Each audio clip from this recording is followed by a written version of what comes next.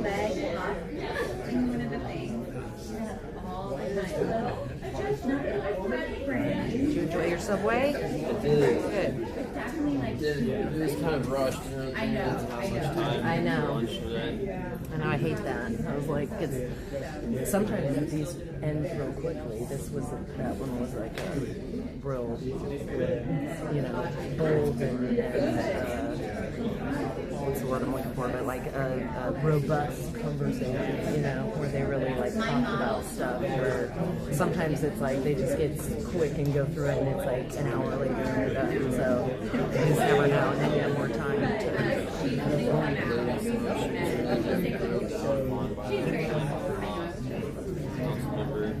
right. Yeah, this one, South is a very interesting one. Conversation. Right. Yes, for sure. That's why I thought, you know, I wanted to make sure you knew about it.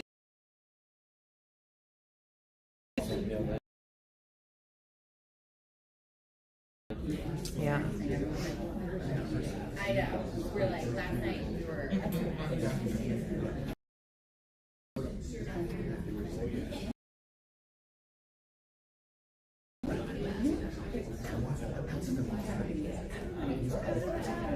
And we just put him out there and shut the door.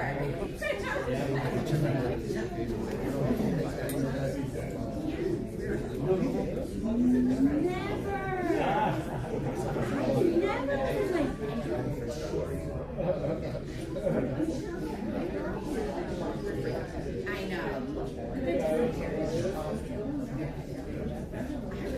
The door. Walking. The door. Walking.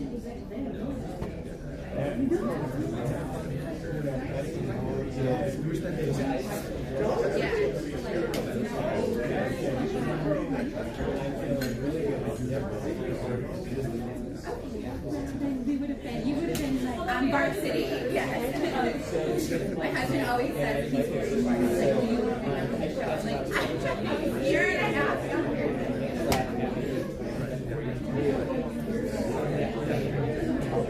Yeah. I know. But we know more. Yeah, we know more. I mean, I look back, I'm like, to what I was doing.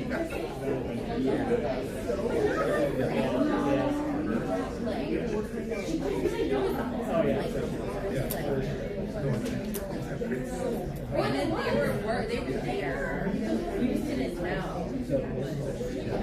Like, but I'm the same way.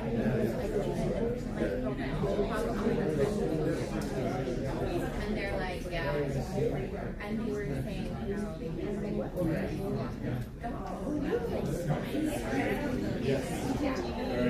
I'm kind of a little bit older, like 9 I'm sorry.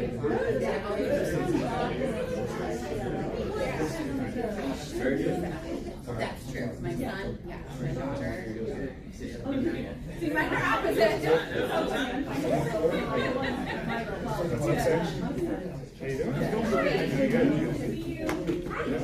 I know.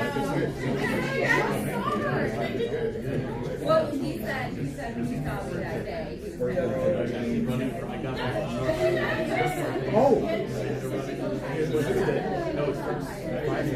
Were you able to drive on the grass? yeah. No. Oh, that's funny. I do that to make sure it's no, it's a little weird there. It is true. I'm not sure. Talking in a meeting, I'm like, oh my God, I'm a safety officer.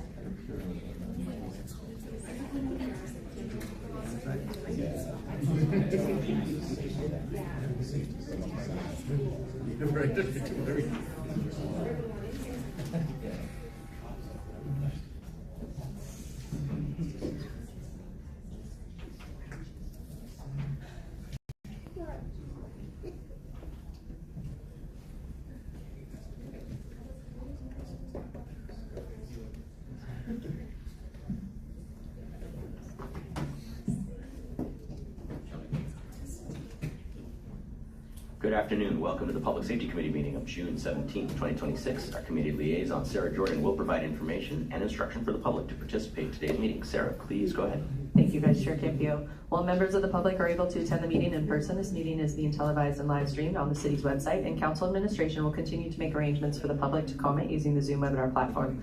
Members of the public who wish to provide testimony via a call-in or an internet-based service option must enter the virtual speaking queue within 5 minutes after the conclusion of in-person public testimony or before the virtual speaking queue is exhausted, whichever occurs first. This will allow for better meeting management between the two platforms and ensure the committee is able to manage and conduct city business. We appreciate the public's cooperation. Vice Chair? Thank you. I'll now call the roll for the Public Safety Committee. Sarah, I am here as Vice Chair. Councilmember Campbell? Here. Councilmember Whitburn? Here. Councilmember Von Wilbert is absent today. Also attending, Jill Kristich, Office of the City Attorney, Baku Patel, Office of the Mayor. Sarah? Thank you. If you are in person, please complete a speaker slip located at the entrance of the committee room and place it in the box indicated at the table at the front of the room. Please do so in a timely manner to ensure proper meeting management. In-person testimony will conclude before virtual testimony begins, and members of the public can join the webinar by computer, tablet, or smartphone by accessing the link which is listed online in the preamble language of the agenda on the city's webpage. To join the Zoom webinar by telephone, please dial 1-669-254-5252, and when prompted, input webinar ID 161-398-0144#. This information is also available on the agenda and will appear on the screen during the public comment. City TV 24 online, there may be delay. Please participate via the audio on your phone and mute your computer or TV when it is your turn to speak. If you wish to speak to a particular item, please wait for that item to be called and then raise your hand to speak by tapping the raise your hand icon, or if you're a called participant, by pressing *9 on your telephone. If you raise your hand during a non-comment period, your hand will be lowered. Vice Chair? Thank you for reviewing those instructions. Quorum being present. As a note, non-agenda public comment will be taken at the end of the meeting today. And as a reminder, consent item number 3 was removed from the agenda, so will not be heard at today's committee. Are there any committee member, mayor, city attorney, or independent budget analyst comments? Seeing and hearing none. Do we have any other requests for continuances? Seeing and hearing none. We will now dispense with the approval of our consent agenda. Do I have any requests to pull from this consent agenda? Dr. Campbell. This isn't a request to pull, but I do have a couple of questions. I wonder if staff was here about it on number 2. Item number 2? Yeah, if I could just ask a couple of quick questions. Very good. We shall take that after the public comment, if that's good. Let's move forward with public comment on the consent agenda. Thank you, Vice Chair. The consent agenda is now open. It includes items number 1 and 2. Item number 1 is the approval of the committee minutes from May 13th, 2026. Item number 2 is a cooperative procurement contract with Whitman Enterprises for emergency ambulance transport billing and collection services. Each speaker will have 1 minute to speak to consent agenda items with a total of 2 minutes. We will begin with in-person testimony. Maximilian Schmidt, you have indicated you wish to speak to both items 1 and 2, so I will place 2 minutes on the clock for you to manage. Hi, I just wanted to say that I am opposed to item 1 and 2. I'm opposed to item 1 because it does not have an asterisk on who is a Freemason in the minutes, and I believe that is needed for reasons I've explained. I'm opposed to item 2 because I don't think that any company should be being in a contract with the city of San Diego when there's state and city sponsored terrorism and genocide happening in San Diego. What is that? If someone can read your mind and look through your eyes, you say something, and let's just say, for example, I'm sitting on the trolley. A city paid actor or state paid actor is right behind me, saying out loud what I'm reading on my phone, proving to me that he can look through my eyes, and making me very, very paranoid. I then take out my cell phone, and I look at my cell phone, and I search mind reading. And under mind reading comes a bunch of things about mental illness, schizophrenia, and also technology. That's all false. I'm actually a whistleblower I'm a whistleblower on Freemasonry, and I'm projected to be a bigger deal than Edward Snowden and Julian Assange once I get the word out that more and more people are waking up and already know this. That it isn't technology and it isn't mental illness. That these people are actually driven to paranoia and then driven to suicide and then driven to drug addiction from paranoid. And the reason that people can read their minds, what I'm blowing the whistle on, is that Freemasons actually do hermetic chants and human sacrifices in the Masonic Lodge to become telepathic and have the ability to look through people's eyes. And a public service announcement needs to be made that Freemasons can read people's mind because there's a genocide happening. Thank you for your concluding remark. Our next speaker is allegedly Audra, and you have indicated you wish to speak to both consent items, so I'll place 2 minutes on the clock for you. So in your minutes, you're talking about psych services and contracts with detention centers and the things that are going on with SDPD and the abuse of the public, like with Andrea Ebbing and Anthony Warner, who brutally assaulted her and is claiming to be the victim in this. In fact, her charges are assault on an officer, nothing to do with what the arrest was. It was supposed to be a 11-550 or 5150, and he didn't, go in and event as though it was either one of those. He actually escalated the situation, slammed her face into the ground, maced her, even though she's had, a brain aneurysm and things like that. And so I just feel like, you're doing these psych evals or services for just the things they have to deal with, but I feel like these officers can be very incompetent in their ability on how to handle situations, and the public is the one that suffers the consequences. And then with this ambulance billing, $47 million is a lot of money to spend on billing for emergency ambulance transportation. And my concern is that we have entities like Falk Ambulance who are drugging individuals that are going into the detention centers. In fact, women, they all know that they get the shot. And Jennifer, you can sit here and act like this stuff doesn't happen and you laugh about it, but there are victims that this does happen to. And for you to sit there on that dais and act like I'm full of shit when this stuff is taking place with your own constituents, shame on you. Yesterday, you even said I was lying about what I was talking about. That is not true. Behavior of you is a very extremely negligent when it has to do with the public safety of the people in your community, and you want to shun the people that are expressing what's actually taking place. Thank you. And our final speaker here in the committee room is Joyce Anyada. And you have indicated you wish to speak to item 2, so I will place 1 minute on the clock. Thank you.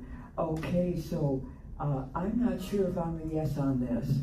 And I'll tell you why. I hope I can fit it in. I had a personal experience due to a trip and fall, never sued, but it was major. I had to take an ambulance ride, and my insurance didn't cover it all.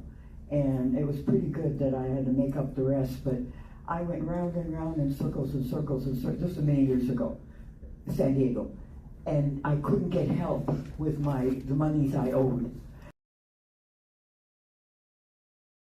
So when approved, do you remember that? It wasn't that long ago. I to people like me who went through that and needed some subsidy to help them get through. I don't know if that ever took place. I don't think it did. So I'm a no if they did not create some kind of financial help for people like me who have to have help with an ambulance ride. Okay, thank you, love to all. Thank you for your concluding remark.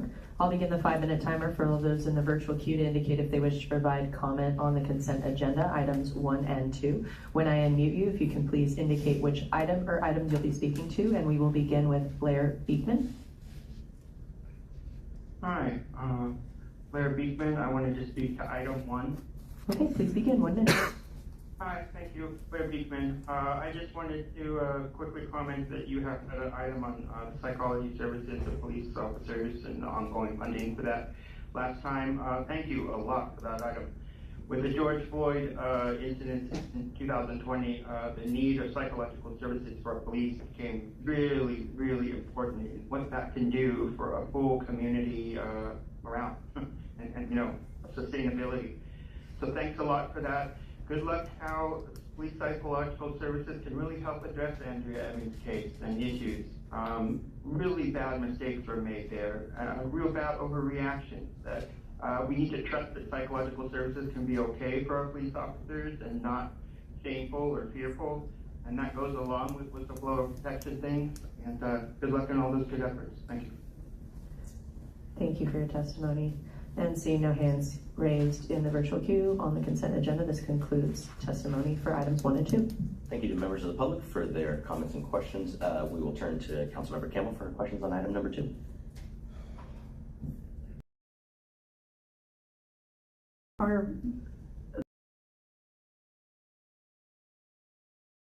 Is either the assistant fire chief or the deputy fire chief who's involved with the contract for the EMS services? It just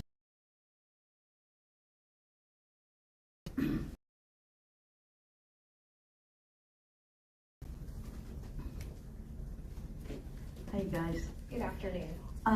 Thank you for this so very much. I did read the staff report in depth, and I have a couple questions because I see it makes it sound as if our contract with the billing company is interwoven with Chula Vista's. I'm not sure that's true. Is that correct? We currently contract with Whitman for billing services for ambulance transport. Right. And that current contract is a co-op with Chula Vista. Oh. As this one is ending, as this current contract is ending, we are renewing our co-op. Chula Vista went through a competitive bid process and Whitman was again selected as their billing provider. And so it appeared to be a cost savings for the same process to not reinvent the wheel here and to continue our co-op on Chula Vista's contract. Well, I want to thank you for straightening me out on that because I didn't realize it was already being done as a co-op. I was a little bit concerned about the boundary lines, the maps, and would they know this is Chula Vista's income, this is San Diego's billing, and be able to keep all the geography. The terms of their contract within our system and our service. I know it's worked very well for us, and I appreciate this. And I also think that it's a very good deal. They're only charging 2.9% for their fee, which is quite reasonable considering the thousands and tens of thousands, maybe even 100,000 ambulance trips that are made. This is really quite a reasonable contract, I think, that you've negotiated. So thank you so much for this, and thanks for answering the questions. Thank you. Thank you, Councilmember Campbell. Was that a motion to consent? Yes, I would like to make a motion to accept the consent agenda. Very good. Do we have a second? I have a second from Councilmember Whitburn. Seeing no further comments and questions, we will now go to the vote. Councilmember Campbell. I vote yes. Councilmember Whitburn. Yes. And I am also a yes. That passes 3-0. Thank you to our staff for being present on those items. We will now proceed with our discussion agenda. Let's move to item number 4. Thank you, Sarah. Thank you, Vice Chair Campillo. Item number 4 is the fiscal year 2025 Urban Area Security Initiative Grant Program, and if you're 2545252, including webinar ID 161-398-0144 #. Good afternoon, staff. Please introduce yourself for the public. Let us know how much time you'll need for your presentation. Good afternoon. My name is Rob Rezendi. I'm the new Deputy Chief in charge of Office of Emergency Services. Good afternoon. Megan Beal, Program Manager at the Office of Emergency Services, and I need about 5 minutes, please. Very good.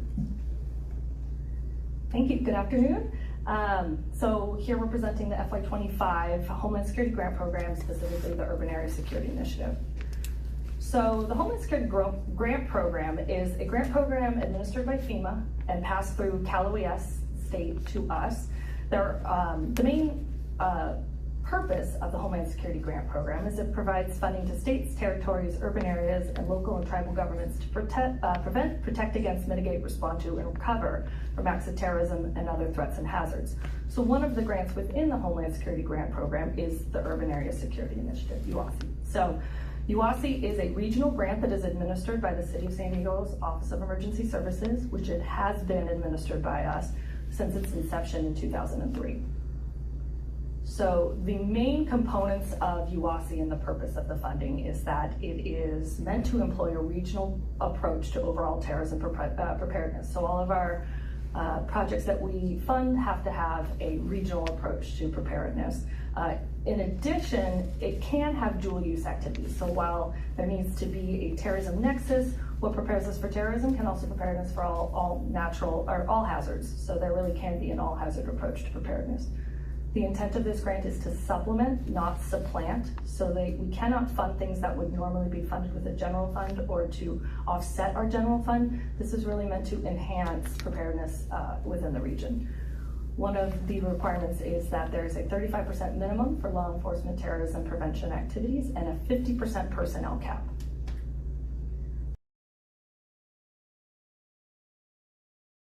So this specific grant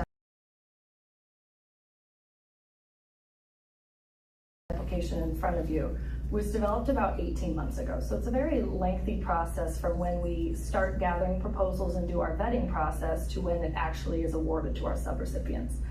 So I'll go into each of these kind of bubbles a little bit more in detail, but just to give you an idea, this is a really long process, and at any given time we have multiple fiscal years open. So this is the latest one of FY25.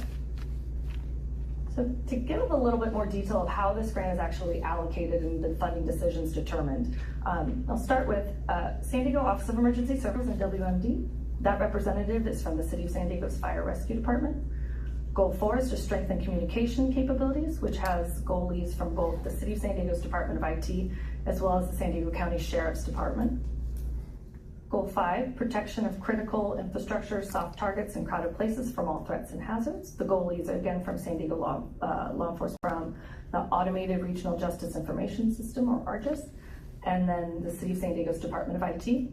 Goal 7 is enhance community preparedness, resilience, and recovery capabilities, with a County of San Diego Office of Emergency Services as a goal lead, as well as County Health and Human Services. And then lastly, our last goal is strengthen training, exercise, and evaluation programs, and that is, the goal lead is the regional training manager, which is actually a position funded by this grant. So more about the process. So there is a grant process. It's a all-day, 2-day process where they sit and they listen to, includes all of the grant requirements as well as then the compliance with the security strategy. So the advisory group members are representatives from each of these agencies, and it's multidiscipline to try and get a diverse, opinions across different public safety, representative of different public safety spheres within the county. So after that group does its vetting, it does come up with a recommended allocation. So they spend those 2 days and come up with what they think the funds should be allocated towards. And then the UAG, Urban Area Working Group, actually is the group that decides and votes on that funding allocation. So the UAG is a collaborative subcommittee established by the San Diego County Unified Disaster Council. And it really is the lead group in establishing a lot of the policies and development of the annual grant strategy for UOSI. And again, that is a requirement of the grant. So the UEGS membership consists of one representative from each incorporated jurisdiction, and then the county Office of Emergency Services represents the unincorporated areas. And all of those meetings are open to the public. Departments that are actually receiving allocations in this grant year are San Diego Office of Emergency Services, the San Diego Police Department, and San Diego Fire Rescue Department. And that concludes my presentation. We will begin with Maximilian Schmidt. You will be followed by allegedly Audra and Joy. Each speaker will have 1 minute to speak to item number 4.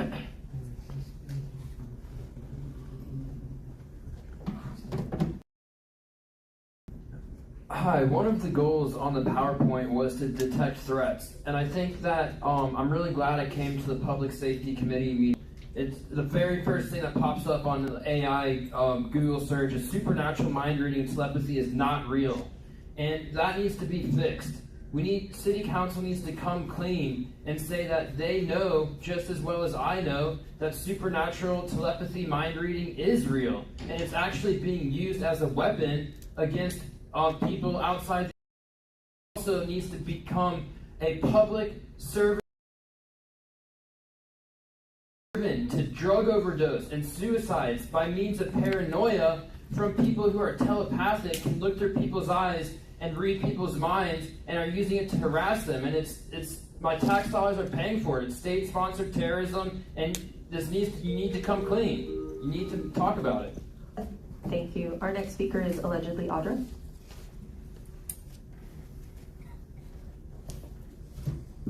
Yeah, this is fraud, waste, and abuse under the guise of protection and preparedness. FEMA, along with the Office of Emergency Services, cannot be trusted with what was happening on our border for years, where people were invading it. I mean, Raul Campillo, your district, had a 5-year-old that was raped in her own bedroom from Alejandro Jose Confessor, who came across our border illegally, which could have been stopped. You guys should have been prepared, and you guys continue to allow people to cross the border, people that were being raped and murdered along the way. It was being incentivized by our own government and by you guys. Even Stephen Whitburn refused to talk to me about what was going on at the transfer site that was happening at the school off of 42nd and University. And I thank you for that, Stephen, because it allowed me to uncover exactly everything that you guys were doing that was using our money to do it. So when you talk about preparedness, you're not going to do anything that's going to protect us, because you should have protected the 5-year-old little girl who was raped in her bedroom and probably has nightmares every night because of it, Raul. Good thing it's not your daughter. Thank you. And our final speaker here in the committee room is Joy Sunyata. Goal 2, which is public safety, and goal 6 is IT, but I like all 10s, and we need them more than ever. Love to all.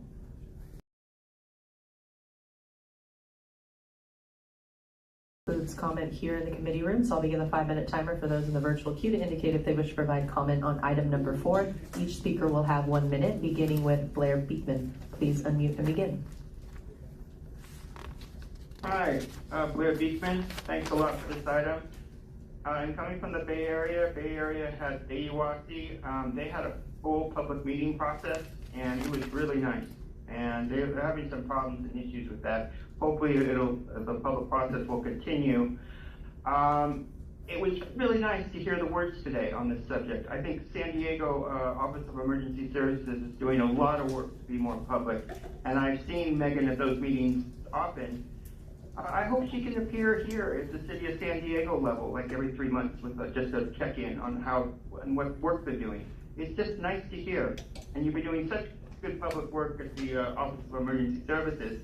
I hope you can continue that sort of effort and what you're building there. It seems really good, and so thank you for that. I need to attend more meetings again, and I guess that's about all I have to say for now. Just good luck on public efforts for the process. Thank you. Thank you for your comment. Tony, please unmute and begin. You will have 1 minute to speak to item 4. Yes, can you hear me? We can hear you. Please proceed.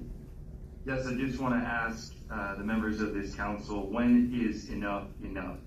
You just voted in favor of flock surveillance technology last week. A couple months ago, I mentioned Operation Road Flare, which reveals that DHS and DHI have been in collaboration to spy on activists. You have a overinflated police budget of over $700 million. It was increased by another $15 million this year. And the problem with this grant is that there is no terrorism in San Diego.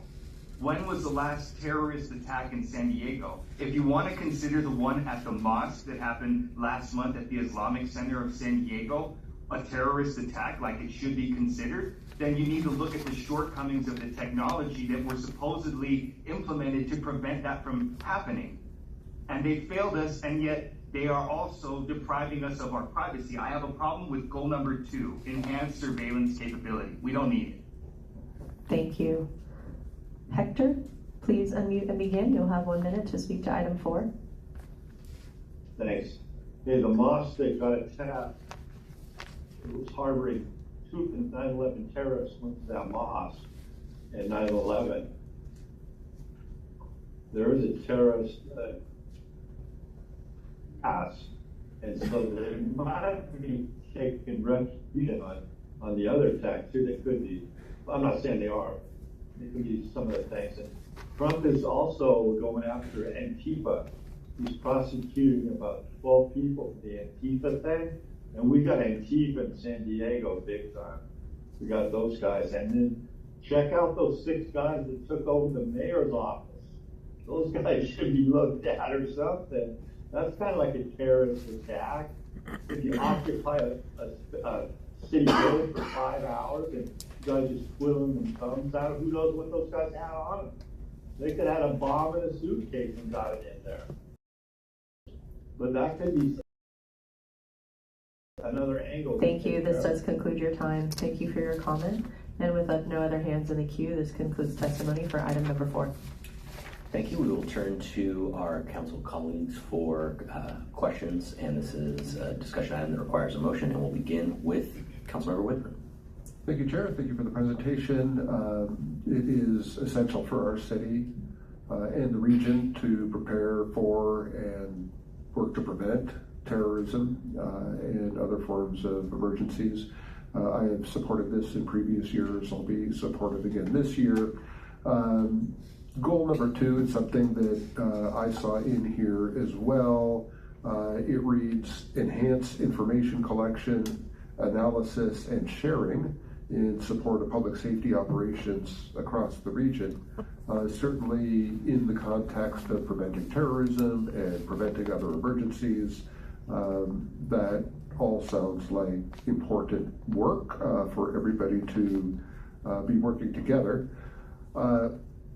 We are also in an environment where there is concern about the sharing of data among government agencies, particularly, but not limited to, for uses related to immigration enforcement. We heard a caller. What's your response to those sorts of concerns as it relates to this work?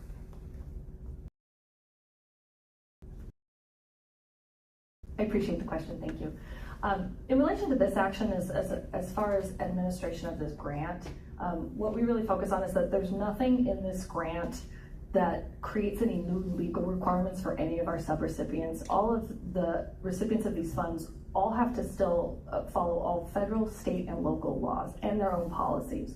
So really, when you're looking at if there's anything in this grant that would change how agencies are handling the sharing of communication, nothing in this action changes that requirement that they do. And the city of San Diego has very strict requirements as it relates to data sharing with other entities, and nothing about this changes any of those restrictions. Okay, thank you very much. I'll make the motion to approve the recommendation. Thank you, Councilmember Whitmer. We have a motion, and we'll now go to Councilmember Campbell. Thank you. Thanks for the presentation and being so thorough about it. It's wonderful to read all these good things. And I am happy to second the motion. We have a second to the motion. I will also extend my thanks to our staff for this work. Obviously something that we review every single year, and it's a really important resource for the region, working across local agencies, preparing for natural disasters, emergencies, other public safety challenges, and to support the type of equipment and training and planning and coordination that all requires. really is very good work on your part. So I will be in support, and having a motion and a second, I will call the roll. Councilmember Woodburn. Yes. Councilmember Campbell. Yes. And I am a yes. That passes 3-0. Thank you. All right, let's please proceed with item 5. Thank you, Vice Chair. Item number 5 is approval of the TAC-CAT technology under the Transparent and Responsible Use of Surveillance Technology Ordinance and acceptance of donations from the San Diego SWAT Association to fund the TAC-CAT during fiscal year 2027. And if you're watching on City TV or the live stream online, you'd like to dial in to speak, please call 1-669-254-5252, inputting webinar ID 161-398-0144#. Vice Chair. All right, staff from our police department, please introduce yourselves and let us know how much time you will need today. Good afternoon, everyone. My name is Van Penn, Lieutenant Van Penn, and I'm the SWAT Executive Officer, and we'll need approximately 8 minutes. Very good. Good afternoon, Lieutenant Luis Carvajal, I'm the SWAT Commanding Officer. Good afternoon, my name is Chris Walb. I am a subject matter expert in the SWAT unit for the police department.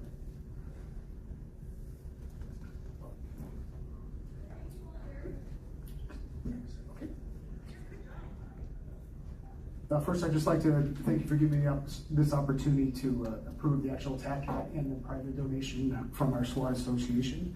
When people hear about police departments acquiring specialized equipment, it's natural to worry about militarization or whatever, or about whether this reflects the values of our community.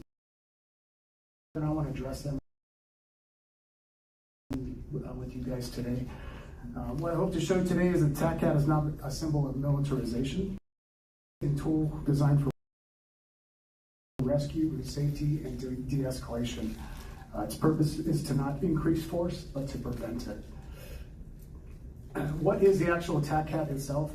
So the TAC-CAT is a compact, armored, multi-purpose rescue vehicle. It's built off of Bobcat platform, so essentially it's just a standardized Bobcat that they essentially add armor to the vehicle.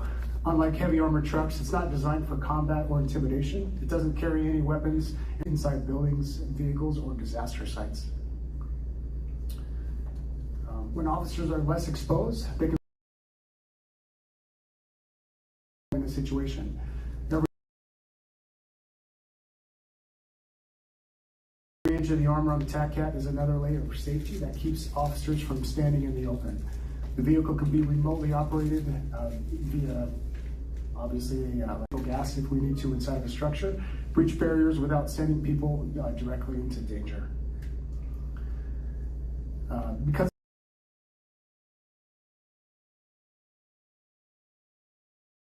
can still benefit from it when their residents are in crisis or danger. Whether it's a hostage situation in a small community or a major regional incident, the TAC-CAT strength machine becomes even more vital. It allows safe approaches, victim extraction, and barrier removal without risking further loss of life based on the armor of the vehicle. Addressing any military concerns, the TAC-CAT is not a symbol of aggression, it's a shield and it's not a sword. Force. It exists so in the worst moments, whether it's a natural disaster or terror, faster and with less risk to everyone involved. This is about protecting people, not about projecting power. It's about building resilience and not building force. At its core, this conversation is about values. We share the same goal in keeping our community safe, while honoring our city's commitment to justice, compassion, and restraint. TAC-CAT is a tool that allows us to live out those values. It protects the innocent, safeguards officers, and reduces the need for violence. It can serve every community and city of San Diego and the county of San Diego, not just our own. And in times of crisis, whether it's man-made or natural, it can mean the difference between tragedy and survival. I respectfully ask for your support in acquiring this life-saving piece of equipment, so when the unthinkable happens, we're prepared to protect the people we all serve. The estimated cost at the moment, I believe it's roughly $377,244 at the moment. It's actually gone up in price since we've started this process, so this is a little outdated. That is the actual price of this. We'll go to public comment.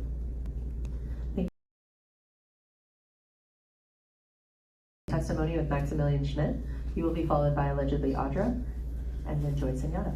1 minute on the clock to speak to item number 5. Hi, I came here today to use my First Amendment right to say that I'm opposed to using $400,000 of our tax dollars.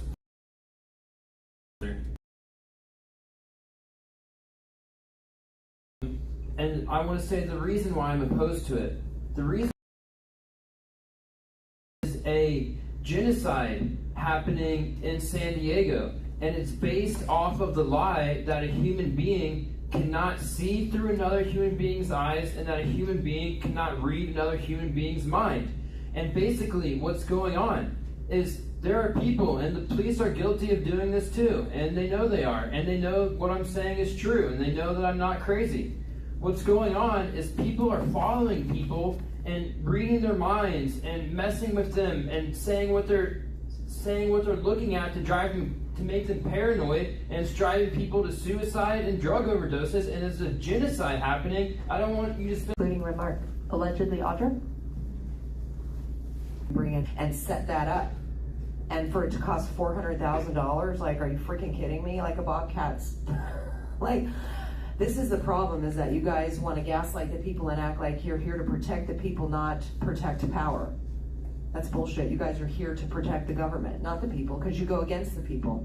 And that's what's so sad, is that you are supposed to be here to protect the people, but when you go and you are actively engaging in things that are making the people feel like they are in danger, or that they need to be protected from domestic terrorism, and there's nowhere to go because you guys are engaging it. Thank you. Joyce and Yana? Okay, a big yes on this for the TAC. Love police safety being involved. That's a big one. Love the trust ordinance being involved. Now, I can personally say yes on this. This year I experienced a de-escalation moment. I witnessed it, and I was in the area. I wasn't part of the SWAT team moment, but it happened, and somebody I know well saw it happening. So SWAT team and de-escalation, they're two absolutely critical areas to save lives, to help the public, to help everybody. So a big yes on that. Love to all.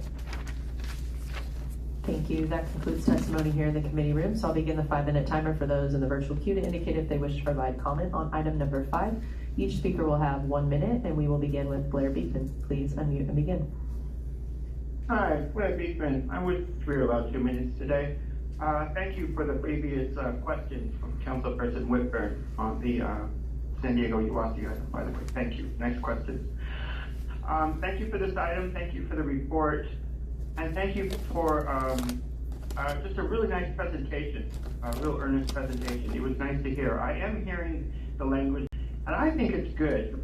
I think it's just something positive and realistic and genuine. And from that, then we start asking the question, will it be used in the wrong way and stuff? But you have the intentions you're explaining here. It offers an important first step. Thank you immensely for that. And I don't know if you need the technology or not. If you have a bunch of these cats already, do we need more? That's my basic question. Do we need parts for the new one? Thank you. Thank you for your comment. Our next speaker is Tony. Please unmute and begin. You will have 1 minute. Yes, it's disappointing to see SCPD is falling into the trap of offloading their labor problem onto AI. Because this is going to be one more tool that's going to be utilized to take y'all out of jobs, just like flock surveillance cameras are right now.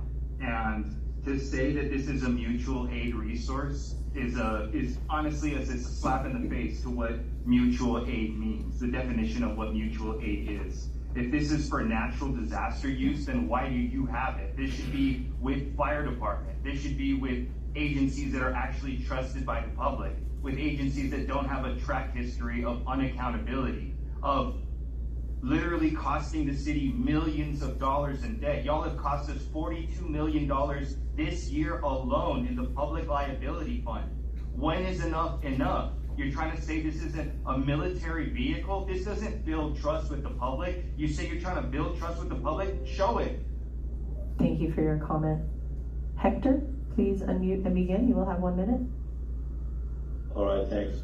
Yeah, another thing like this, just you gotta be careful, man, when doing your job and stuff. I know you guys are. Just be careful. And then Elon Musk is doing Optimus robots.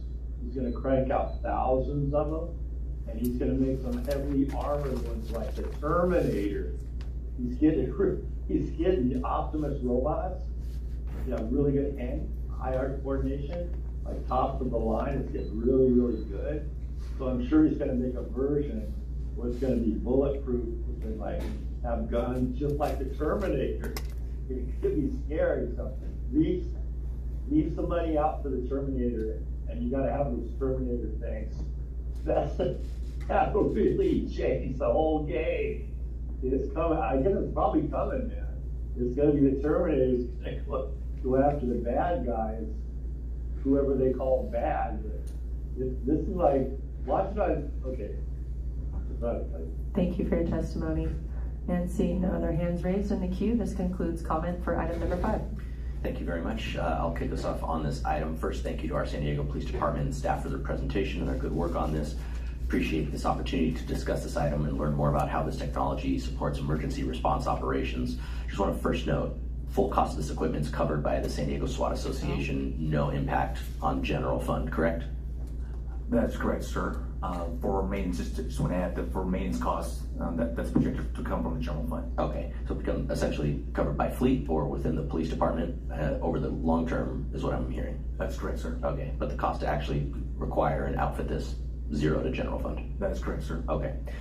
So from the presentation, it sounds like this could potentially be used for a variety of situations that are really important that the public expects our police department to be able to answer to: active shooter events, barricaded suspects, rescue operations that are unsafe for a person without this technology to try to rush in and go after themselves. Is there a real world example of this being used in a past incident here in San Diego where having a TACCAT would have been instrumental in protecting someone, rescuing someone, whatever situation came about? Yes, it occurred during, I can't specify exact time, but we did, and I'm going to defer to Officer Walt because he was present on the team at that time. So we actually used this during a SWAT mission here in San Diego roughly 2 years ago. It was a 31-hour mission, barricaded suspect in the southeastern portion of San Diego. A gentleman was shooting at his neighbors, shooting at the cops, essentially barricaded himself inside the house. We attempted to deploy chemical agents inside the house. It wasn't effective. He shot at us inside the Bearcat several times. The Bearcat is a rather large vehicle. It's a little bit challenging to maneuver around. At some point, we have no option besides taking the house apart, trying to pinpoint where he is inside to prevent him from shooting at his neighbors and shooting at us. So we know Riverside County does have this asset. We reach out to Riverside County and talk to their SWAT commanders. Their SWAT commanders actually loaned it. They brought it down for us to utilize it, and we actually utilized it in that mission to where we were able to successfully essentially pull apart the front of the house with the claws on it to pinpoint him into a bathroom, where we were able to successfully place him into custody after pinpointing him to a bathroom. Understood. Okay, thank you for that. Is this remotely controlled, or is a person manipulating it? It can do both. It can do both. From both, okay. Do you have a sense of how many times you're gonna, well, if you had it already ready, how many times do you think you would have used it this last year or the last couple of years? It's hard to say. Each time is, I would imagine, a lot on some chemical agent deployments, because how we typically operate now is myself would go up to a window to deploy chemical agents. So it's just me in between the house on an armed barricaded suspect. So we would probably utilize it any agents, because our other option would be to fire what we call ferrets inside of the house. And anytime you introduce a projectile, it can be rather dangerous to the person inside. You're not trying to harm them, but the potential is there. So you can mitigate that by having this vehicle just place the boom in through a window to deploy those chemical agents. So I would say, if I were to guess on the missions we had this year, if we had 10 missions, we probably could have used it on 5 of them. Okay. Sounds to me like one of the aspects of this is that it's not just about keeping the innocent folks and the police department safe. But in a manner of speaking, when deployed correctly, it could actually be for the benefit of the person you're trying to detain, because it gives you a safer option other than current options by the very nature of it being able to pierce into a home or pierce through doors. Is that correct? Yes, sir. Okay. All right, thank you for answering those questions. Ultimately giving you the tools necessary to protect both the public and yourselves is a very high priority for the city. I appreciate the clarification that is an unarmed platform that is really about rescue, recon, and emergency response. And based on that information that you gave us today, I know that this tool will enhance officer and civilian safety in high-risk incidents. So with that, I will make a motion to approve staff's recommendation, which has sub-item A, which is approving the use of this under the trust ordinance, and sub-item B, the donation under council policy 100-02. So that's staff's recommendation, sub-item A and sub-item B.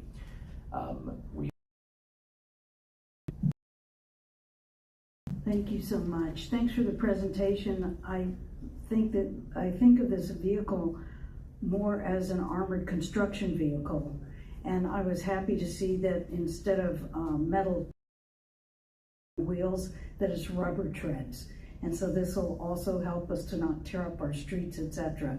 So I think, you know, it's a very well thought out idea, and it just everything that the vice chair of the committee has just described that is good for is really remarkable. So I'm very happy to second the motion, and I want to thank you for this. I think it's going to add a lot of help for us in those type of situations. So thank you so much for this. Thank you. We now have a motion and a second, and seeing no comments or questions, I will call the roll. Councilmember Whitburn? Yes. Councilmember Campbell? Yes. And I am a yes. That passes 3-0. Thank you very much for the presentation. Let's now move on to information item number 6. Let's go with that, sir. Thank you. Item number 6 is the Transitions Support Team Pilot Program. And if you're watching on City TV or the live stream and you'd like to call in, please dial 1-669-254-5252. Inputting webinar ID 161-398-0144#. Vice Chair. Thank you.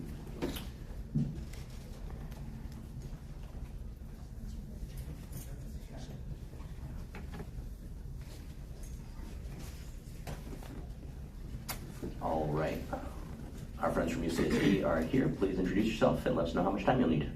Thank you very much. I'm Dr. Steve Coe. I'm the psychiatrist in chief for UC San Diego Health, and just 5 minutes. Thank you, Dr. Coe. Please proceed. Thank you. I'm here to present to you the work that's been going on for about 2 years or so, and what we're planning to do for the 3rd year. As all of you know, the San Diego opioid epidemic rages on. 2 San Diegans die from overdose every day.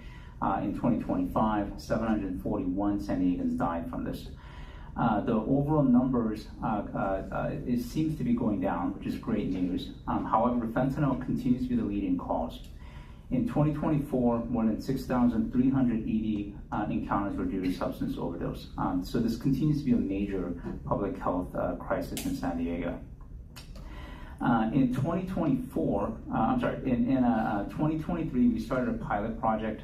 This was using the funding from the opioid settlement money to create what's called a transitions team, which was focused on the Hillcrest Hospital ED initially, and it was designed to ensure that patients with substance use disorder is getting the care that they need in the appropriate places outside of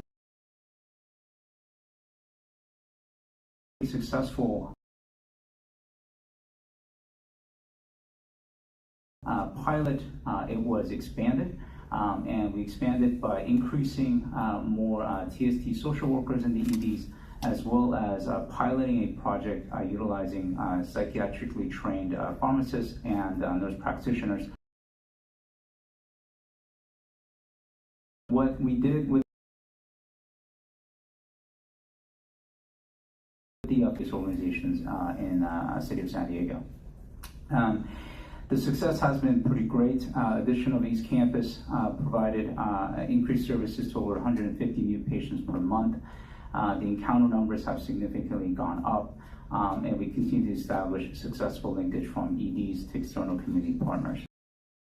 We also have shown, deployment of psychiatric pharmacists has been a pretty big success. As you can see here, more than 160 patients have been getting specific medication adjustments and support to deal with substance use. Deployment of our Psych NP team with San Diego Fire Department's RAP team and the Homeless Strategy Solutions teams have provided a significant impact, and this is the part that I'd like to highlight. We've had, since April of this year, 88 plus total patient encounters, and we've been able to initiate Suboxone and Sublocade initiations for the first time and have had significant impact on connecting to housing support and ongoing treatment. These four interesting cases I want to highlight, and what this shows is we still have an issue of patients who are being released from prison or who are calling 911 or who are utilizing EMS services at levels that are quite frankly not sustainable. And so we have individuals who are calling 911 multiple times within very short time periods, as you see here, and after encounters with working with fire and rescue teams and EMS, you see that the significant drop in the utilization of 911 services over time. And we think that this leads to decrease in ED utilizations and also increases the chance for these patients to get the care that they need when they need it. So the key takeaways are listed here for you. We are targeting continuously over 300 San Diegans per month who are getting benefits from this. And we also believe that by deploying our teams outside of our emergency rooms and from our hospital walls, we're actually impacting lives than they already are. The next phase of the project, what we would like to do is out in the streets and also actually support training programs so that our folks would train others, and we call this concept the train the trainers, where you could then have a multiplying effect where we could take the best practices to spread over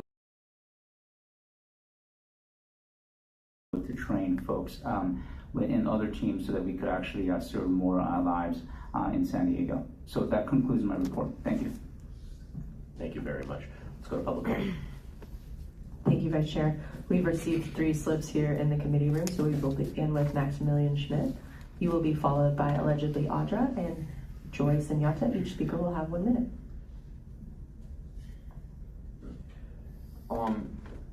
750 overdoses last year. 6,300 emergency room visits.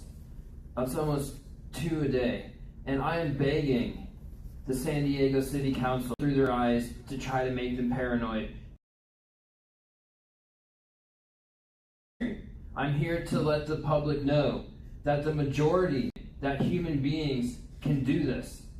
They do this by, not through technology, worshiping Lucifer in the Masonic Lodge to become telepathic. And I am begging City Council to make a public service announcement that human beings can read another human being's mind. Thank you.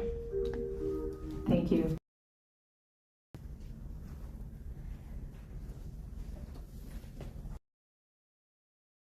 Unfortunately, this is a business, and so you talk about investments to stop the revolving door. The revolving door keeps the business going, keeping people on the drugs. And if you're talking about even providing housing at Safe Sleeping, I mean, you go to Tent City or in any of these safe sleeping sites, and fentanyl is being done on a massive scale. It's being given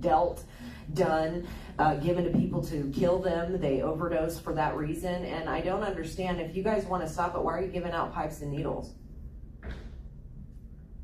That incentivizes drug use. You claim, or people claim, that it's like so that they don't cross-contaminate. But like, if you don't have the means to do it, you're probably not going to do it. But if you have unlimited means to go and do drugs, and I mean, police officers sit here and watch them do it. It's dropped all over the ground. I mean, dogs have a chance of overdosing just by picking up a piece of. Continues because you guys incentivize the drug use. So maybe if you stop doing that, then people will stop dying. Thank you. Joyce Anyada? First of all, Doctor, I just want to tell you from the bottom of my heart, thank you for what you do. Really appreciate it. So, and I loved what your work out in the street. That is just, out in the street is where it's happening, and that's where you need to be, and you're there. And I'm replicating the service team so that there's more and more of you out there. It just gives me a feeling that, you know, it's dropping now. There's less happening, and that's good news. But it's still hugely troublesome. And I just am glad to get this report, and thank you, committee, for bringing this forward, and love to all. Thank you. That concludes testimony here in the committee room. So I'll begin the 5-minute timer for those in the virtual queue to indicate if they wish to provide comment on item 6. Each speaker will have 1 minute. We will begin testimony with phone number ending in 8813. Please. Yeah, just chiming in to say how unbelievable drugs, synthetic drugs, it's not medicine by Big Pharma, and yet the 1 minute. Hi, Glenn Beekman. Nice public comment previously on a lot of issues. Telepathy is a natural part of life, and it doesn't have to be so voodoo as being currently described. It takes a lot to learn that. Good luck how to learn that lesson, guy. We're with you.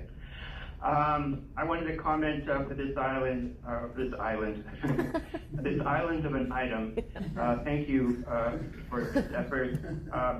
The president of Mexico just recently spoke to,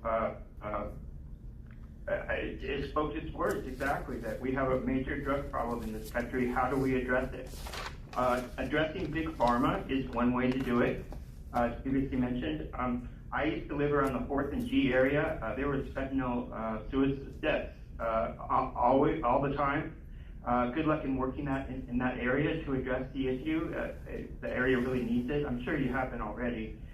Thanks a lot for this item and the effort you can do. Thank you. Becky Rapp, please unmute and begin. Good afternoon. My name is Becky Rapp. I support efforts to address substance use disorder and behavioral health challenges, but I believe this program should also acknowledge and work to prevent the growing mental health impacts associated with marijuana use, especially among young people. Marijuana today does not come just from the earth. It is synthetically derived and directly attacks mental health. UC San Diego researchers, using data from the nation's largest study of adolescent brain development, found that teens who use marijuana experience these complications, including impacts on memory, attention, language processing speed during critical years of brain growth. I respectfully ask that future program expansion include marijuana prevention, education, and reporting on marijuana-related behavioral health outcomes. A comprehensive approach to substance use prevention should address all substances that can negatively impact the health and well-being of our community. Thank you. That does conclude your time. Thank you for your comment, and with 1 hand remaining in the queue, Tony, please unmute and begin. This project sounds great at its surface, and ordinarily I would be inclined to be in support, but I was on the picket line last year multiple times with AFSCME and with UPDI, and I know about the greed of the CEO of UC San Diego, and I know how many millions they are making every year. And I also know that UC San Diego has bragged in their quarterlies about making close to $1 billion a month. So asking the public for more funds to provide essential services that y'all should be providing based off of how much profit has been given to you. And this is not a jab at the representative. I understand you're just doing your job. That's not a knock on you. It's a great presentation, but I can't support anything, and I can't see why any members of the public who knows what UC San Diego is putting its employees through would subsidize this. Thank you for your testimony. Peggy Walker, please unmute and begin. You have 1 minute to speak to item number 6. Thank you so much. I just wanted to add a comment about marijuana.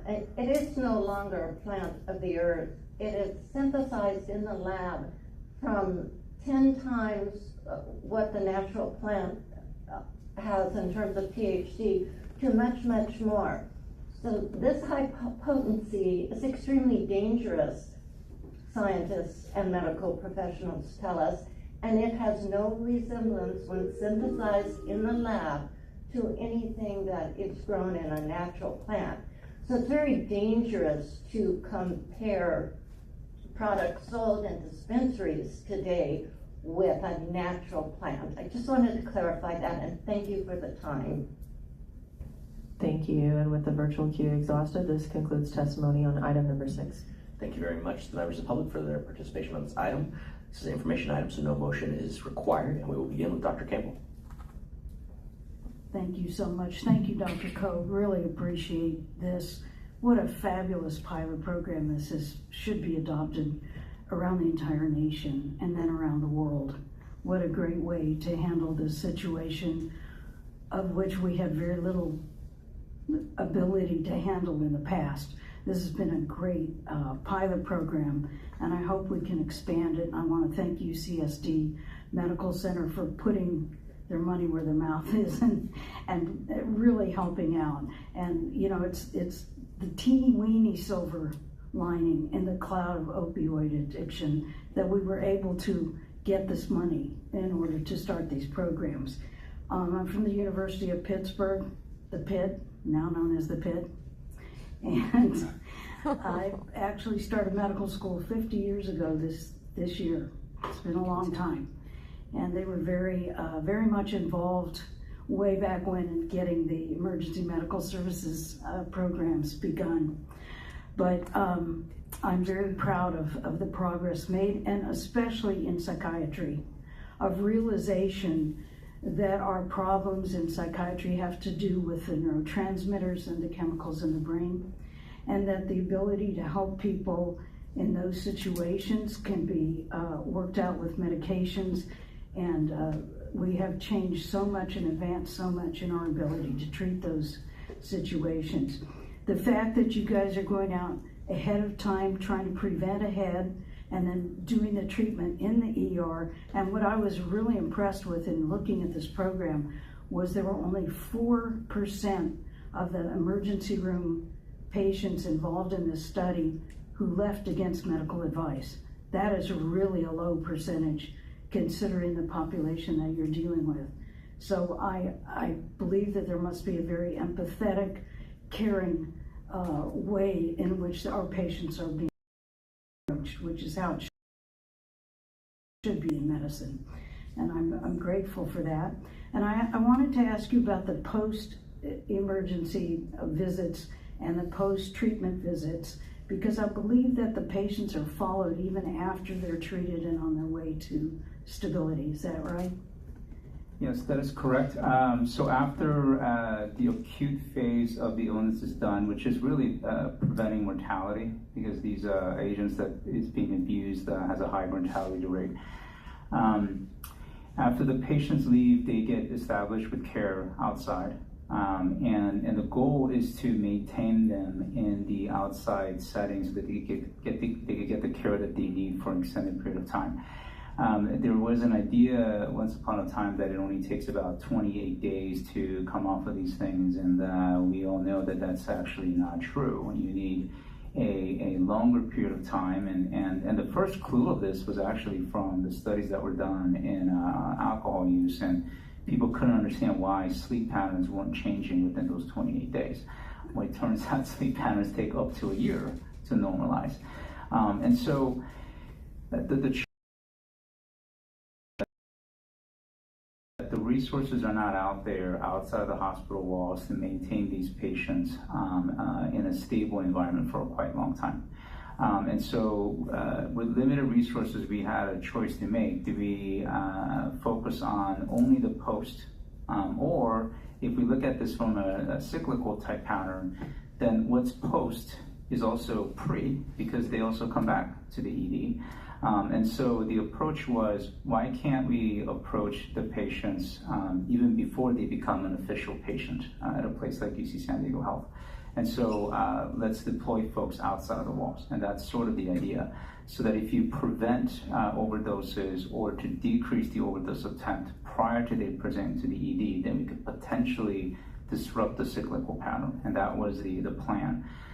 This doesn't mean that work is done, obviously, because you still need the long treatment type pathways. And that's not something that we could immediately tackle currently between us and the city, unfortunately. But that's the ultimate goal, so that we could now treat the patients in the entire the pattern that they've been following, that we've seen. Well, I can't thank you enough. It's absolutely necessary. It's been so helpful to so many people, changed so many lives for the better. And I thank you so much, and thanks for all you do in your branch of medicine.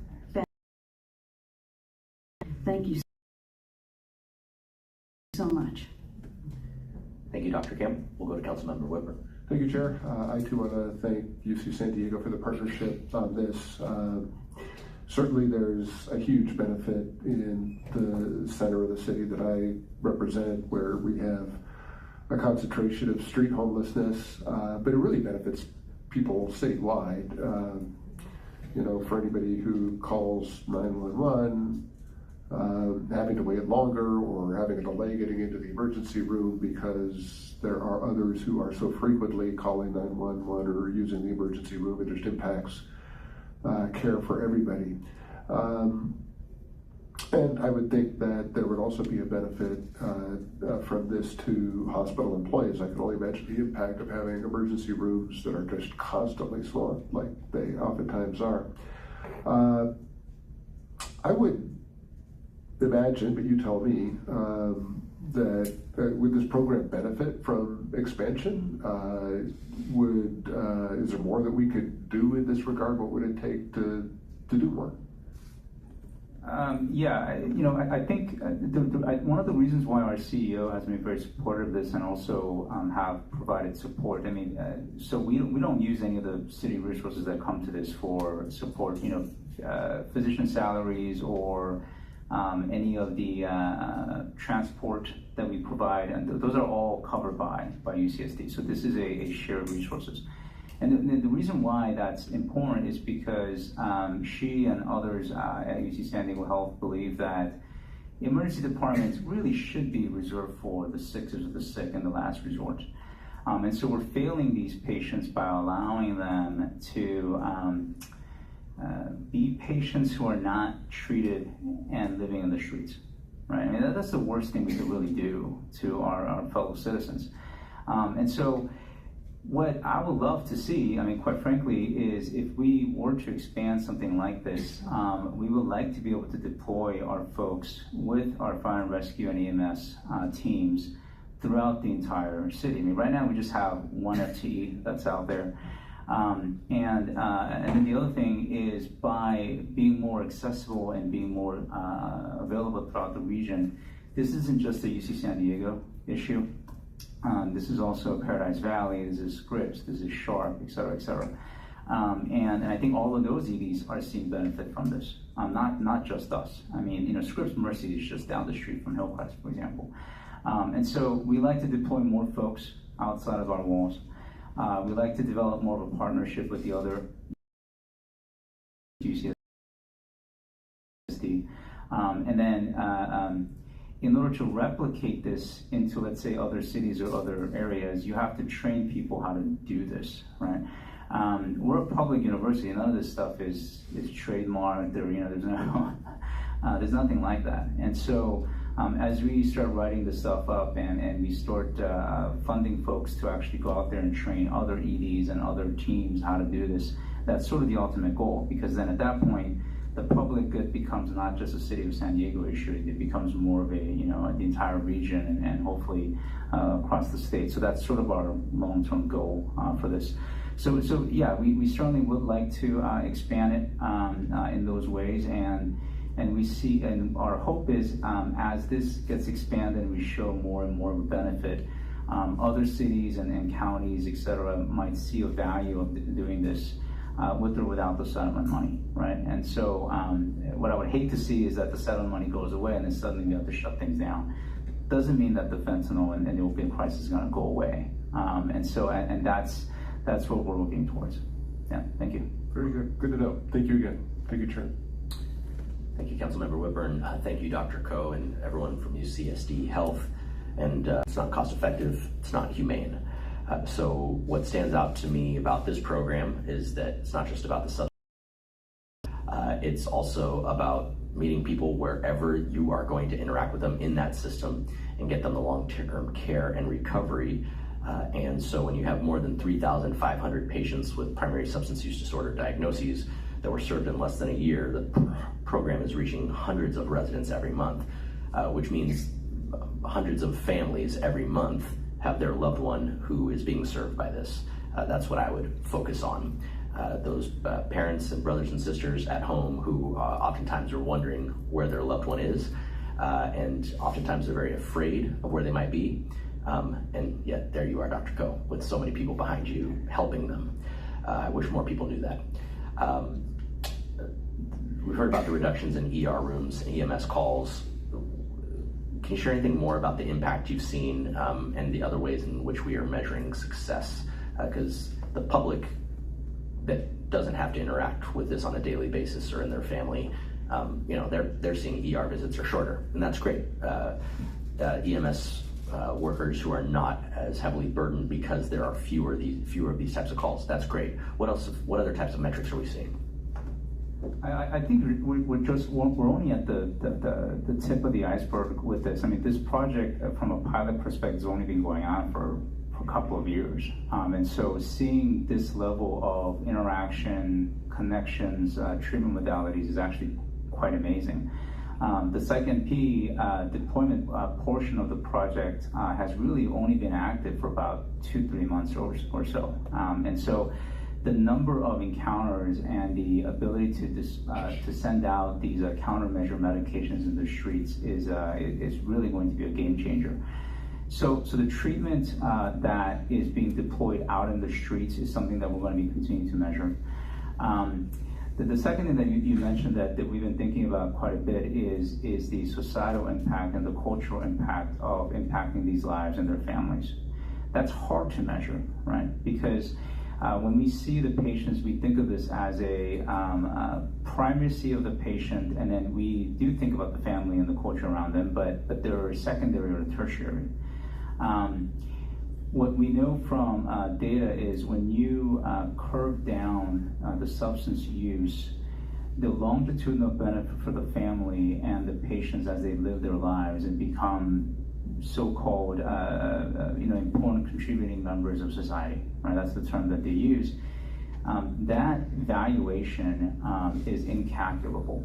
And particularly if you're getting to these individuals when they're early on in life and the mortality goes down, and then we then track these individuals to see what they've done in their lives 10, 20, 30 years from now. That's not something that we could easily measure because at the moment of, but we know how much we could do once these lives are changed. And so those are the things that we like to study and follow over time. And hopefully next time I present to all of you, I will stop saying that this is a pilot program. And once we're there, then we'll continue to follow these patients, and I think we'll be able to show a lot more important data to your point. Thank you. Very good. Well, I appreciate the focusing on the patient and of course, trying to get a sense of what their long-term trajectory in life is because of your services. Undeniably, every day a family gets with their loved one is incalculable, as you say. 12 years ago, my brother passed away from an opioid overdose, so my family knows this, like thousands of families do in San Diego County and across the United States. So on behalf of my family, on behalf of so many others, thank you for all you do, and for the team at UCSD Health. See you sitting in the back of the room there, David Meyer. Great work. Appreciate you. That brings us to the end of our agenda item. So no motion is necessary on an info item like that. Thank you a million. We'll now take up a non-agenda public comment. Council members respect and appreciate the public's input, and we're fully committed to protecting every participant's free speech rights at council and committee meetings. Sarah, let's proceed with the non-agenda public comment. Thank you, Vice Chair Campio. Per Rule Point 2.7, non-agenda public comment is an opportunity for members of the public to comment on items that are not on the agenda but are within the subject matter jurisdiction of this committee, and each speaker will have 2 minutes. If you're watching on City TV or online and you'd like to dial in to speak, please call 1-669-254-5252, and when prompted, input webinar ID 161-398-0144#. We will begin in-person testimony with Maximilian Schmidt. Please approach the lectern. You will have 2 minutes to provide your non-agenda public comment.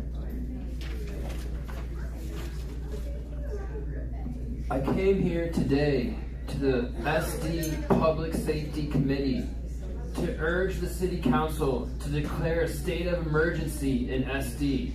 And it has to do with a genocide that is happening. People are being driven to extreme paranoia and then driven to drugs and suicide. And what's happening is they are stalked and surrounded by people who are constantly saying their thoughts out loud, constantly reading their mind, sensitizing them to voices and driving them completely paranoid and killing them off. And it is state-sponsored and city-sponsored terrorism and state and city-sponsored genocide, because the city's buildings are also complicit, where the buildings will make high-pitched noises that the people who are involved in the genocide, many of them homeless like myself, are sensitized to the noise, the high-pitched noises these buildings make. Also, the public transportation makes sensitized noises that people who are getting killed off, who are trying to get killed off like myself, are experiencing. Basically, you get a million intrusive thoughts a minute, and you can't even think. And it's there's so much garbage, utter garbage on the internet when you try to search, can someone read my mind, or mind control, or anything like that. And I'm urging and begging the City Council to come clean and say, yes, we know that humans can read another human's mind. Yes, we know that humans can see through another people's eyes. And yes, we know that that is being used to harass people and to make them paranoid. Because for City Council to say, we don't know about this, is a lie. City Council knows that people can look through people's eyes and it's being used to harass and make people paranoid and kill them. City Council knows this, and there needs to be a public service announcement and a state of emergency declared. Thank you for your final remark. Our next speaker is allegedly Audra.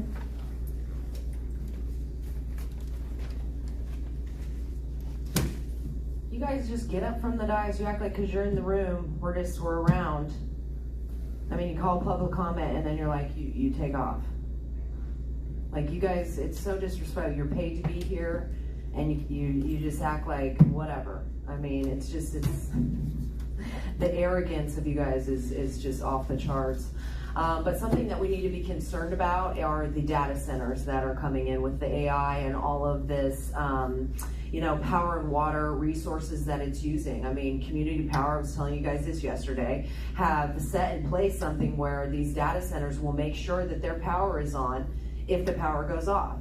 And that's something that we're gonna have to fit the bill with, because they're gonna take all of this power that they're using and our fresh water, while we're giving back sewage, and have to, make sure that we are not using our power in excess, but yet we have these data centers that can come in and they can have their power. That is extremely egregious, what is happening. And it's sad, because it's like, these are gonna take jobs. I mean, right now it seems nice because it's able to collect data in a fast manner. Sure, it's productive, but not when it's going to replace the human life. And as you can look at China, like I say all the time, it's like, I mean, think about the way that Skynet is used. Talk about the Terminator. That is a real life situation that is coming here. It's allowing these data centers to come in and do that. I mean, the 64-mile data center that's going in Utah, and these are all right by freshwater resources. So, I mean, this should be a concern to you guys in a public safety committee about what's going on.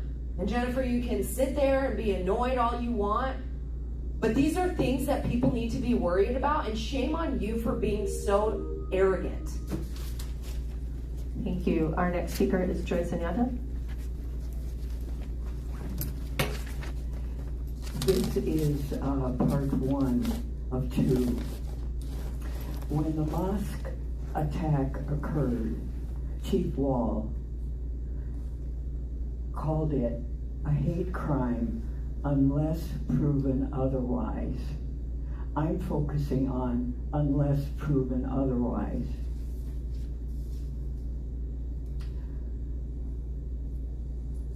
I want to introduce you to a teenager who's 18 years old.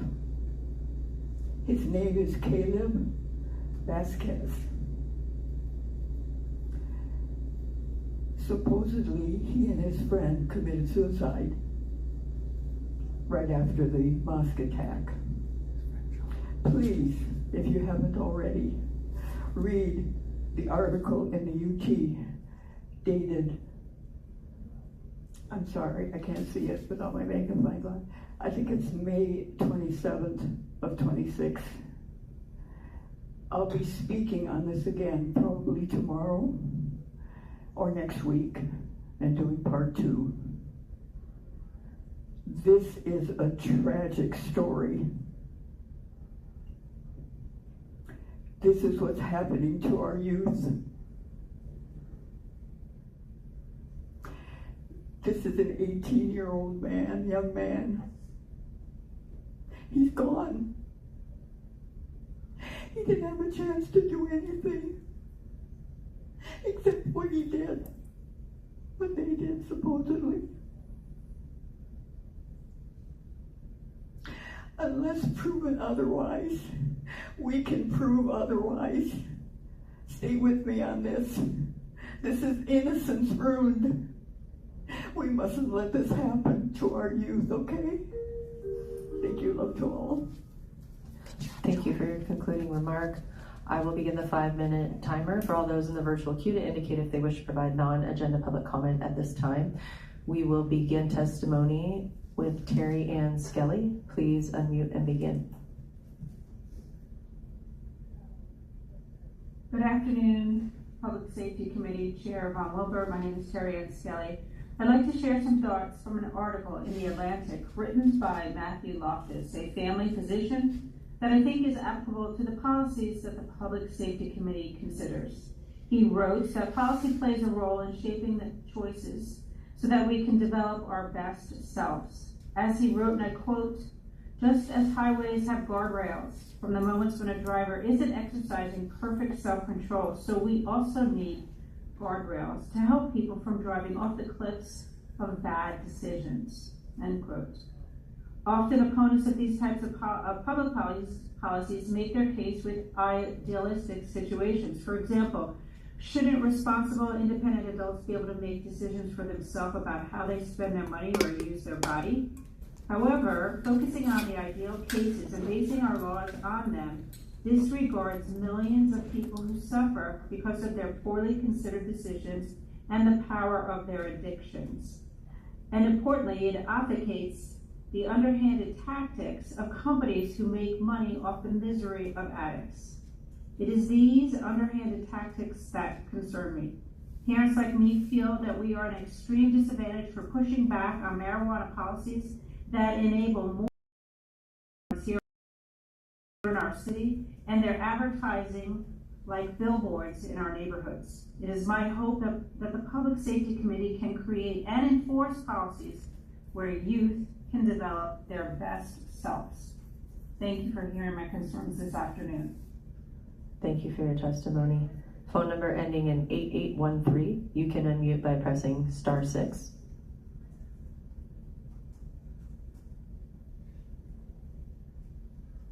Hey, Consuelo here, and we also mustn't forget holding Big Pharma, the biggest pushers, Big Pharma mafia accountable. Let's see, what else do I have? Okay, so again, as I did at the county, I'd like to dedicate these comments to my friend Andrea Eving, who's sitting in jail. and to every individual willing to stand up to these powerful institutions and ask the questions, difficult questions, and challenge the machine and the monster puppets for running things temporarily. Most people have no idea of who you people are, and they also have no idea that they're living in a fishbowl. They don't see the policies, the partnerships, the planning frameworks, the layers and layers of bureaucracy and conflicts of interest shaping their communities, because they've been programmed to not look and to just trust government, our local government. They pay attention to what's happening, in Washington, D.C., but their own backyard, they just look away. Okay, that's fine. Somebody has to help you.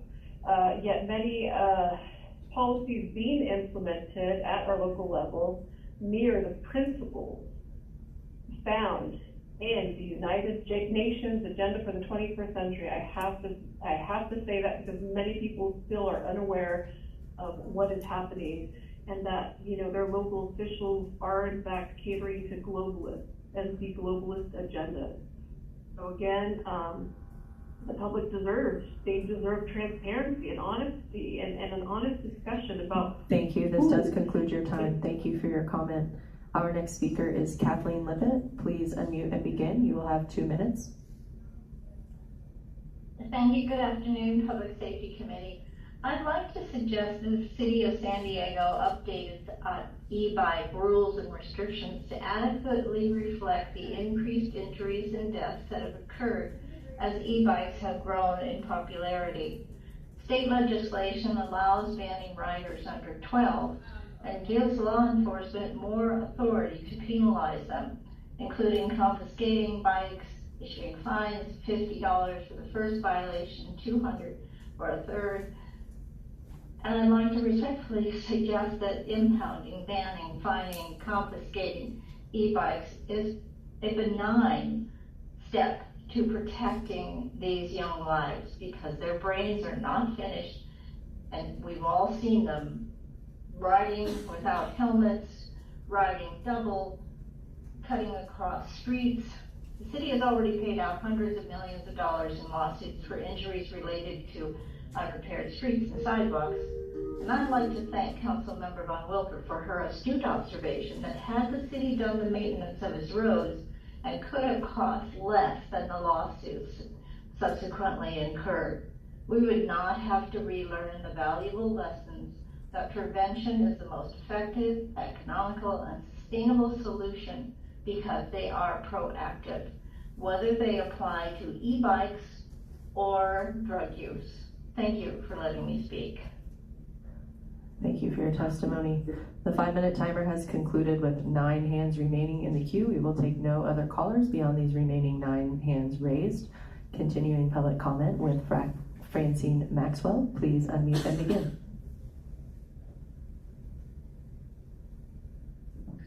Good afternoon, Francine Maxwell, Southeastern San Diego resident, public safety, that the city council is responsible for the CPP. Every staff member is a staff member for the city of San Diego on CPP. So there's some responsibility there. We want to build trust. We want more people to make complaints, and to do that, we're leaning on the Human Relations Commission. The Human Relations Commission has opened the doors of their meetings. They are going out to the community and meeting people where they are. We need to really lean in on the strategy that can move our city with our Human Relations Commission. There's some important work that needs to be done in our city, in every district, and we need to look and see how we can lean in on the Human Relations Commission, made up of people across the city of San Diego. Again, if we don't begin to have uncomfortable conversations in safe places, San Diego will continue on the road of non-accountability. We have an accountability problem, and we need to have a hard conversation about that. Again, 8th largest city. San Diego Police Department needs to expand the conversation to people that may or may not make them feel uncomfortable and point to the policy so that the community is educated. So let's look to our Human Relations Commission moving forward and see the work that they're doing in the community, listening to the stories, coming back, and let's begin to hold some hearings. Thank you. Our next caller is Elena Scar. Please unmute and begin. Hi there, my name is Elena Scar. I'm a prevention specialist with State San Diego, and I work primarily with the LGBTQ community. Just want to say good afternoon to the members of the committee. Historically, tobacco companies have targeted marginalized communities, such as the LGBT community, the Black community, and the Latino community.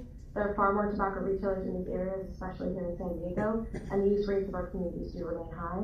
The aforementioned communities are also much more susceptible to cancer and heart disease, which are both made worse by tobacco use, and tobacco remains the single largest cause of preventable death worldwide.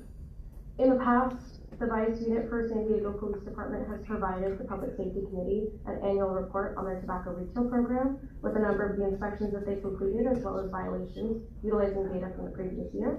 This report has not been made to the committee. A recent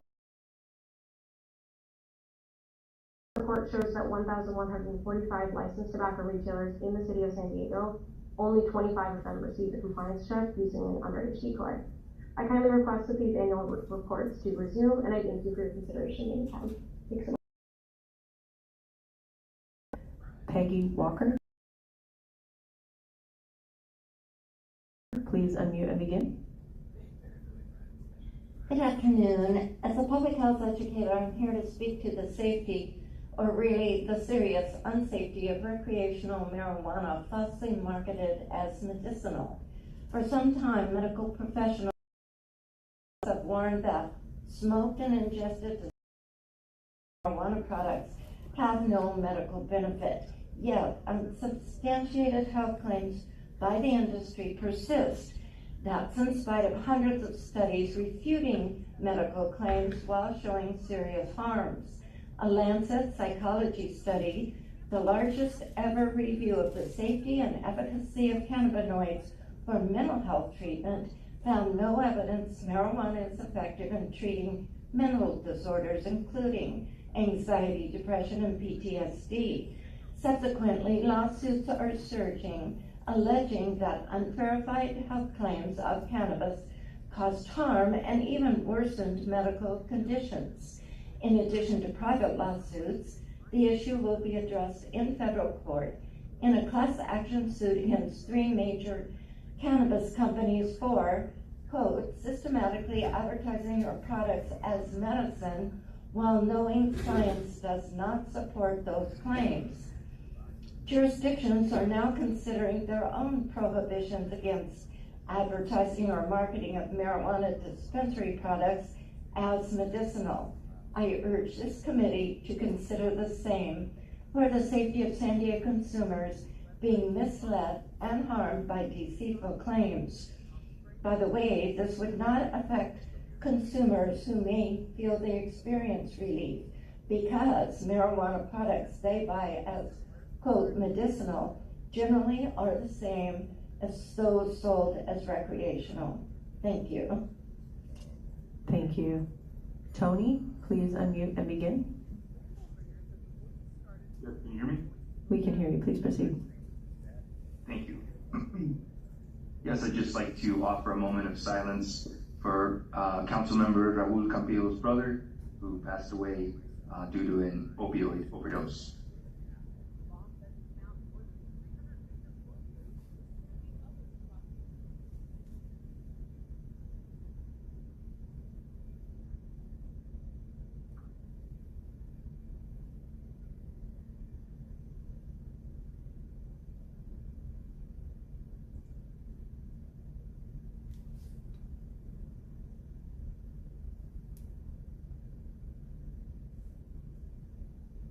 Council. I know that sometimes there is a perception that we're not listening to each other, that we're not engaging in fruitful. Council Member Foster referred to it as the tale of two cities, and I know that it really spells out in the battle of how we interpret what public safety means. And I know that oftentimes myself and the members of this committee are often at odds with what that definition means. I'm doing the best that I can to serve as a liaison or as a representative of the general public to help reconcile that difference in understanding. And it's one that really, it boils down to our positions of power or our positions of, we're not the ones legislating, and therefore we're not the ones directing law enforcement, and therefore we're not the ones essentially by affecting how much they're budgeted, what they will and won't be able to do. And so when we sincerely ask you to review the documents that challenge the notion that Flock is a safety feature that's beneficial for the community, we hope that you will do just that. Thank you. Hector, please unmute and begin. All right. Hey, I want you guys to know I'm doing my part in the public safety of San Diego. I've been cleaning off the boardwalk in Mission Beach and all the way to SeaWorld. I got a shovel from the Home Depot for like 18 bucks, and I've been shoveling sand off. And today I did about 2 hours of cutting the ice plant that was encroached into the boardwalk pretty bad. You know, it's like a workout for me. I'm doing it for working out, and all the way around the boardwalk I'm doing it. I did down in the jetty with a huge amount of sand by the girls down there playing volleyball at the end. That took me like 3 hours of sand shoveling down there. It's a good workout. I'm getting a lot of public feedback from people that live around there. I live in Mission Valley, but I ride my beach cruiser down there every other day. I've been doing this shoveling for about a week and a half, different places. So everyone's disappointed in the city, you know, for the maintenance around there and different parts of the bay and just the streets. And the ladies were talking in Crown Point that their streets were just a mess, man. They had a lot of retired people are walking. And then listening to people, I had an experience with one of my good buddies in high school.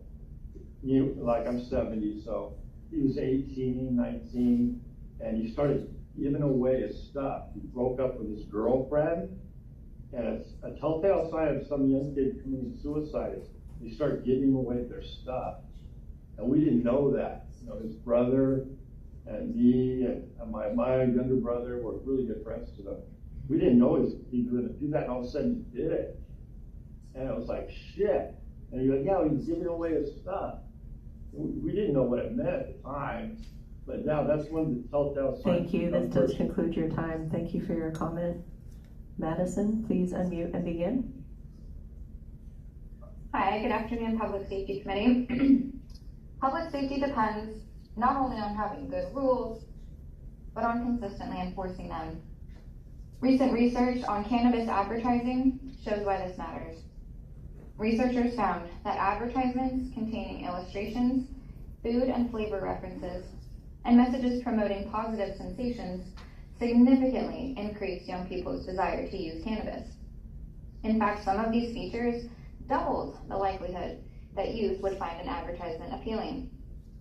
What is most concerning is that brain imaging studies found that these advertisements trigger unique neurological responses in adolescents that are not seen in adults. Areas of the brain associated with the emotion, motivation, and future behavior become more active when youth are exposed to high-appeal cannabis marketing. Despite regulations intended to protect young people, researchers found that 100% of a sample of California cannabis advertisements contained at least one youth-appealing.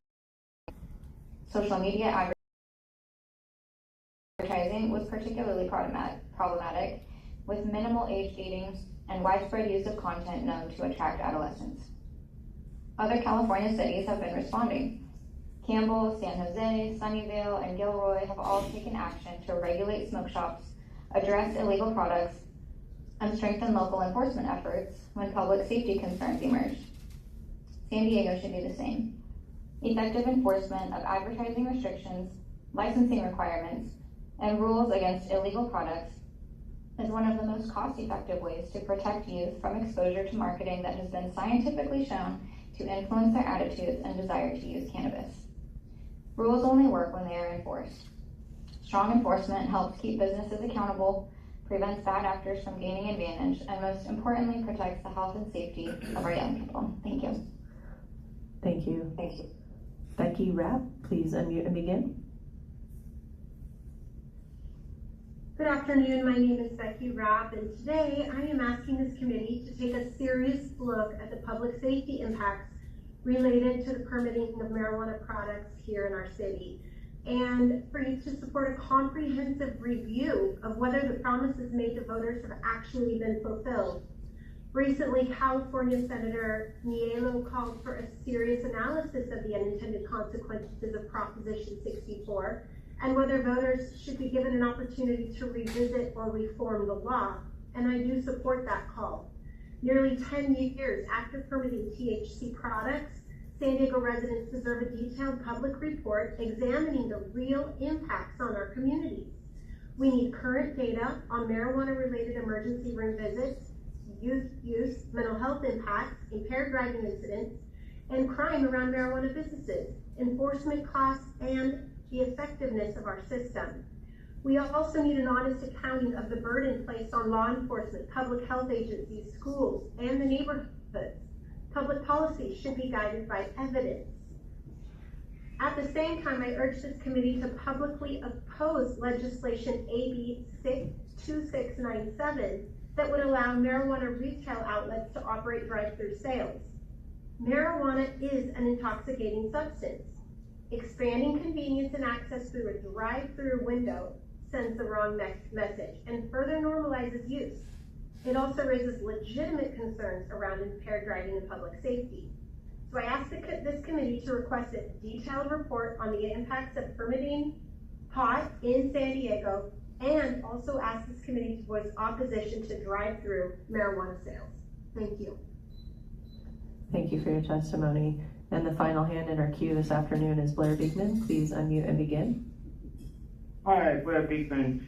There's simply a growing, continual political will in the past year in the city of San Diego and across the country to no longer do business with the Flock Corporation. From this, we should be continuing ongoing community dialogue and conversations on how to formally leave the LPR vendor Flock, as they often develop its data within the context of supporting international policies of war. Simple as that. San Diego can continue to look for a better principled ALPR vendor at this time if we want to. And from this, we should be working in something of a yearly review process and how to create a consistent small reduction of unnecessary or redundant surveillance technology from local San Diego neighborhoods each year. This can be good consensus building and compromise from all sides in San Diego toward measures, better principled, more responsible community tech use, and more clear oversight that will not limit or take away from the current use of surveillance technology within San Diego neighborhood public safety concerns.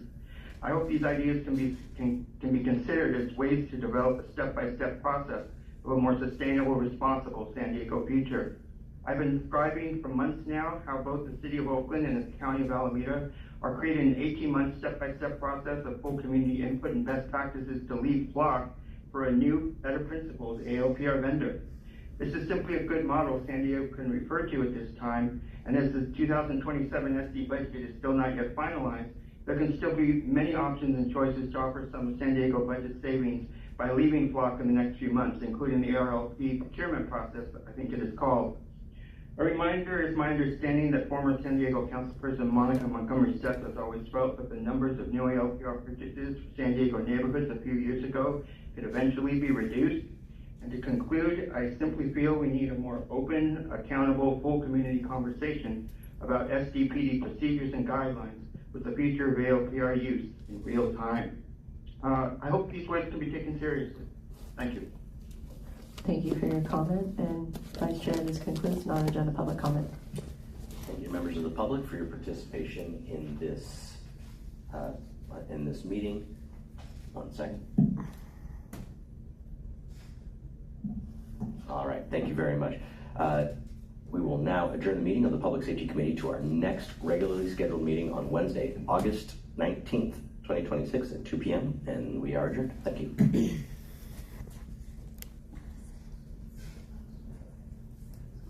All right, you guys, that's it for today. Hope everybody has a good rest of your day.